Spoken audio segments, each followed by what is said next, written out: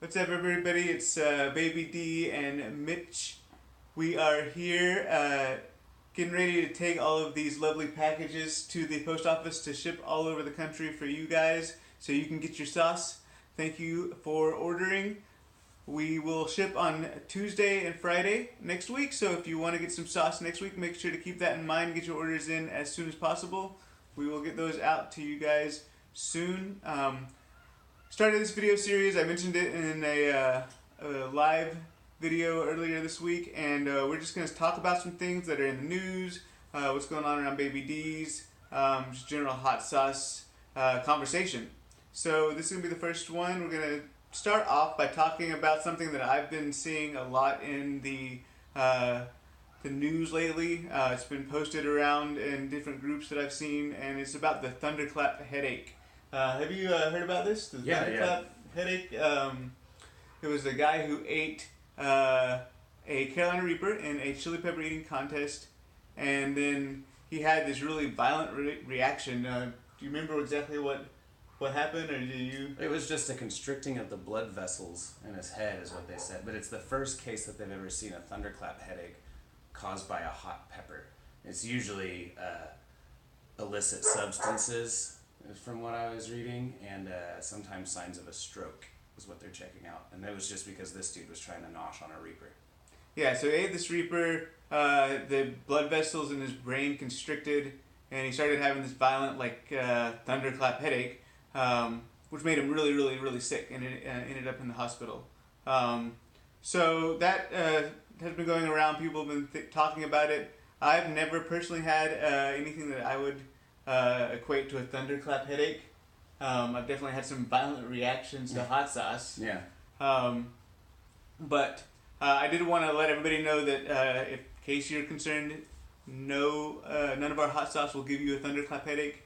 None of it is quite that hot. So go ahead and make sure you give it a little try, a little bit at a time, because you never know what your own personal tolerance is. Some people like a lot, some people like a little. But I don't think you're going to run the risk of having that violent of a reaction. But it is extremely hot. Yeah. Since reading those articles, I've been thinking a lot about kind of my worst reactions and how they would compare on the heat or the pain level and overall experience. And so I was thinking, and Mitch and I were talking last week, one of the worst times. The first time I really had a bad overdose was at the Sound Pony, and Mitch made the drink for me. You want to remind me what was in that exactly? Yeah, it was the Satan's Blood extract sauce that they make, and then some Mad Dog 357. And I'd taken it to the bar as a joke and just a promo for my happy hour to get people to come down, and said, come to the Sound Pony and let me make this horrific Bloody Mary for you. And you actually took it, and online you're like, I'm going to come down there and get one. I was like, for real, you don't want to do this? And at the time, I don't think you had Baby D's yet. So I just thought you were completely insane, and you said, I eat stuff this hot for breakfast. And I thought it was just a colloquialism, but yeah, you definitely are into hot stuff. But the warning went unheeded, and you can tell them the reaction. Yeah, so I took one sip of this drink, and immediately just felt the burn on my lips and on my tongue, and it didn't take long before it got into my actual chest cavity and stomach, and it was just a terrible burning pain. But it also sent me almost instantly into this state of euphoria. I was out there on the patio, and I remember Steph Simon was sound checking, and I was really having this out of body experience, and I think I was kind of forcing myself to try to get as much of that experience as possible because of the amount of pain I was in. And I actually let my friend Phil Conley have a little sip, and he was kind of taking this journey with me. And I just remember after a certain amount of time, probably about 10 minutes, I couldn't take it anymore. Went back inside, handed the beer to you, and ran to my car and came home for some Tums and Pepto-Bismol. Mm-hmm. So yeah, that was quite the experience. What's one of your overdose experiences? Most of mine have usually been pleasant, so I don't know if I can call them legit overdoses. Lots of kind of screwing around with Mad Dog again or some sort of Blair's and their upper echelon extract stuff, and just dosing out on chips with some friends and trying everything, and then about 15 minutes later you're standing in your front yard and you don't really know how you got there. Just kind of riding that psychedelic wave. But the one I'd consider an overdose is just similar to making a Bloody Mary with it. And I think it was right after a New Orleans trip I was on, whenever I stumbled into a place like 2 in the morning, ended up buying like $90 worth of hot sauce, not 90 bottles. And came home and we were just up at the bar that I work at and dosed out everything. We were making all these different Bloody Marys and red beers. And I think it was a Mad Dog one. I know I keep talking about it, but I definitely put too much in that time because I just had to lie down on the bench for a good 30 minutes. So anytime I've had a like for real overdose that was not just heat related, it has been stomach related. Which I know has happened to you with the hot sauce eating contest you had. Yeah, the contest that I did, that was a teaspoon of sauce, progressively hotter sauces, 10 sauces. I think that the last at least like 3 or 4 of which were hotter than any sauces I was making at the time. Mm-hmm. And just to have them 1 teaspoon at a time, nothing in between, no water or anything like that. That really sent me into some significant stomach pains. I always say it was like the crescendo of 4th of July fireworks at river parks. If you're from Tulsa, you know, or any fireworks show, if you're not, it's in my stomach for like an hour or 2. I mean, no, it was about an hour before I could throw up, and then it was just a whole series of pains for a long period of time. It was like a 3-hour ordeal overall. So I would not advise doing that. I won't be doing that again unless somebody pays me a lot of money to do so. But were those sauces extract based? Some of them were. The last 2 at least, I think. Most of them were not. But those last 2 extract based ones were definitely the ones that stung the most. Mm-hmm. Particularly on their way out, I think. But it was just a whole nightmare of pain with that one.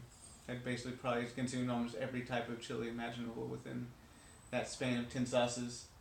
And then the worst experience I've had with a actual, but essentially raw chili pepper was a dried chocolate ghost pepper.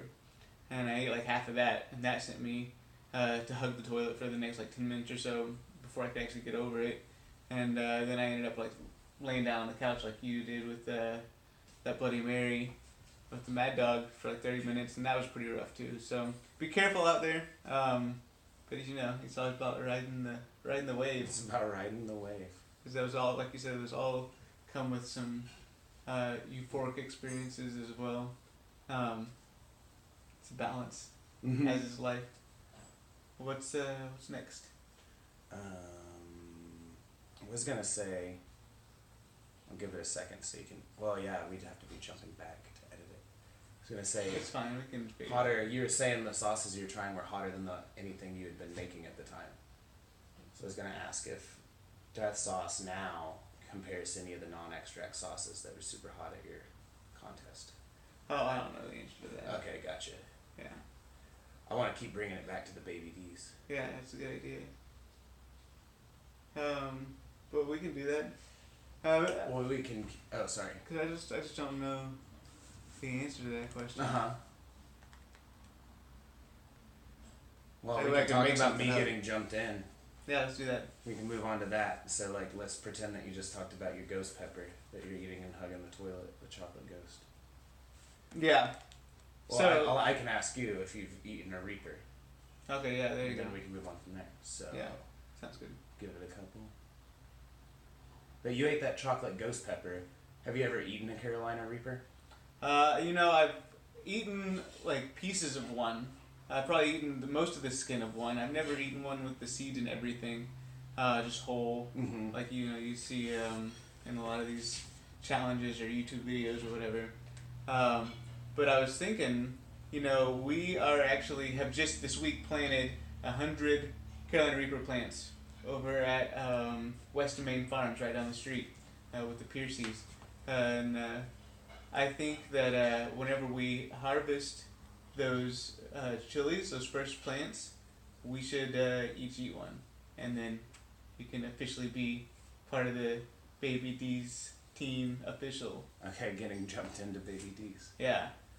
So I'll do it too. I'll be becoming Baby D's official myself. If we want to look at it that way, I guess. But yeah, so stay tuned for that out there in the internet world, or I'm sure we could probably figure out some way to get people there live to watch that too. That should be fun. That would be great. Just a public execution. Yeah, I mean, if you're gonna suffer like that, you might as well get people around to enjoy it. If the thing's worth doing, it's worth doing right. True story. What's next? That's kind of getting jumped in. Talked about our overdoses. All the stuff that I had on here was because you did the thunderclap thing, and no, but I don't want people to think your sauce is not hot. It's super hot. All my other notes are just talking about how there's more fruit per bottle, like especially Well, that was the 10 sauce. minutes. That's probably enough to